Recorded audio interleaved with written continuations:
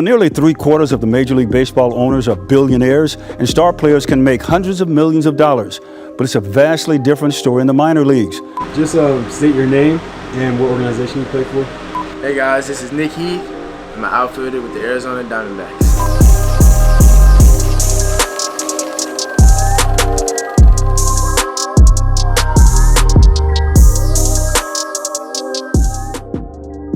Major League Baseball has been exploiting the labor of minor leaguers for decades. While baseball's top prospects can make significant amounts of money right after being drafted, the average minor league baseball player hovers around the poverty line. Our bus literally broke down 30, 45 minutes into our drive. Late night travel, you're always taking buses every 4 to 8 days. You're traveling through the night, you're not getting sleep. Did you know that the average minor league player only earns between $8,000 to $14,000 in any given season?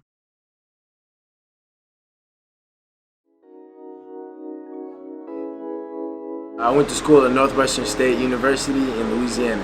I started baseball when I was 5 at Gresham Park in Atlanta, Georgia.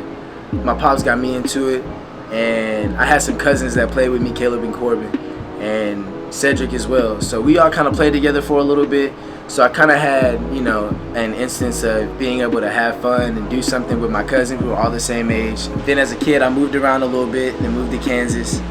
I think when I got to Kansas, I didn't necessarily know if I liked baseball. It was just something that I had done for so long that I wanted to stick with it.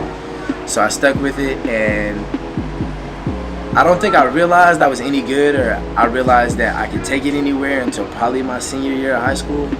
That's kind of when I really started taking it serious. I really thought maybe I'd be able to do something with it. I wasn't gonna go play college ball, and then kind of late into my senior year, I got the opportunity to go play with Andy Morgan at Northwestern State. Lane Burroughs was my head coach. They went out on a limb and gave me an opportunity to come out there and play outfield. And I went out there and I worked, and I had my ups, I had my downs. I kind of sucked a little bit at first, and I think it was a little too big for me. I thought I had what it took, and I kind of walked in there with my head a little too high. And it kind of humbled me, man. It humbled me real fast. So after that, I think it was just a matter of growing and going through some ups and downs and realizing that, you got to put the work in to get to where you want to go.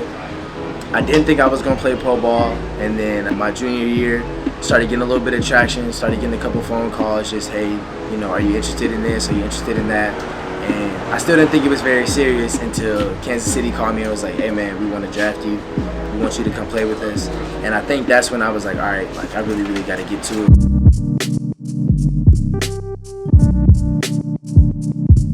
Man, through the years, through the traveling, through the ups and downs, the good, the bad, that's when I really fell in love with it, was because I knew that if I gave it everything I had, I'd be able to make something out of myself in that. And man, it worked for me. It kind of took off. I got to move up with some guys that, I developed really good relationships with in baseball, like Rudy Martin, DJ Burt, Anderson Miller. Man, I got a list that go on forever, man. And, Malcolm Van Buren. I can name so many different people that I've gotten to come across in the game of baseball and grow through the same thing that they went through. And it was cool, man, having brothers that I didn't think I was gonna be able to have, being away from home, being away from my friends and family. And it was some of those guys, man, that kind of pushed me through that, and they kind of helped me grow through that as well. So at the end of the day, man, it was really just a matter of being like, all right, cool. I got these friends and I got these guys that I can say, this is my group, this is my little niche right here. And through that process, man, we all, went up together. We kind of grew up together as men. We were all in our early 20s, and some of these guys weren't even 20 yet.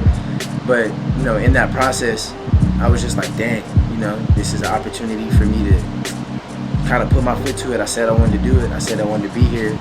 I got to prove that to myself, and I got to make my major league debut in 2020 with Kansas City. He rips it to right, and he's got his first hit. Yes! Yes! My baby got a hit! Yes! Yes! Yes! Yes! Yes! Ah! My baby got it! Yes! You belong! You belong! You belong! You belong! Okay, I'm gonna cry now. I got drafted in 2016 in the 16th round by the Kansas City Royals. I made my Major League Baseball debut in 2020. I played a little bit in 2021, and then I got sent back to AAA, back in the minors right now. Just getting ready for the season. Up early, 6 a.m., 6:30 a.m. We got a long season, man. We play 140 games, 142 games. So we've been doing a week on the road, a week at home, 3 days here, 4 days here, 7 days at home, and then taking a bus ride, 12-hour drive, 12-hour bus ride. Now I'm in AAA, so instead of riding buses, we're starting to fly places. So I'm flying anywhere from Reno, Nevada to Oklahoma City, San Antonio, El Paso, Tacoma. Minor league baseball, man, I'm not gonna say it's not fun. I still get to play baseball. I still get to play the child's game. But hey, it's a grind, man. It's a grind. Clocking a lot of hours, clocking a lot of time, but I get to do it alongside of a bunch of other guys that are my teammates that I consider brothers. We're all chasing the same thing, and that's to get back to the big league.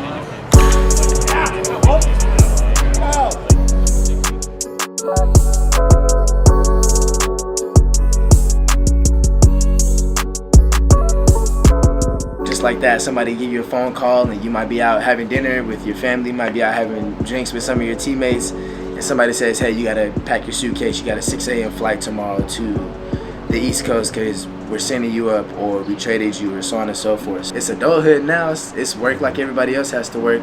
We're just playing a little bit different game. Man, I don't know nothing about crypto.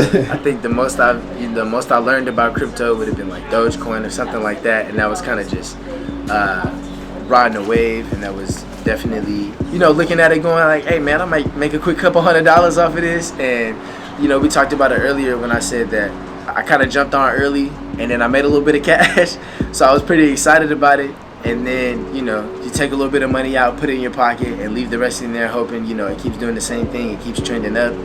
When to take whatever I have in, out, when to move it, where to move it, what to move it to. So I think there's a lot I got to learn about crypto. I learned about Durham through Twitter.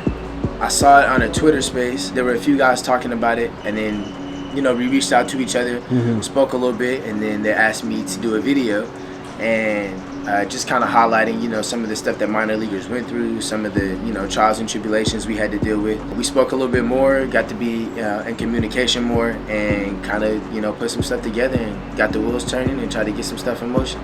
You guys gave me a platform. You gave me a little bit of a platform to speak on, what I had gone through, some of the stuff that I had to deal with being a minor leaguer. Durham is giving guys the chance to, you guys talked about crypto, different ways to manage the money that they make, different ways to expand on the money that they make, because a lot of minor leaguers aren't making a ton of money. So just giving them the opportunity to kind of learn something, invest in something, get behind something, and support other guys. And like I said, as minor leaguers, you got a lot of guys out there who are going through the same thing. And we spoke earlier, and you said that it was kind of connecting people. It was kind of connecting minor leaguers with other minor leaguers and giving guys the chance to, speak, network a little bit. College ball was a little different. We kind of had, our coach kind of had a plan. Our coach kind of had something that, was his philosophy, something that he wanted to do, the way that we should play the game. And it was kind of just learning a little bit of structure from going to class.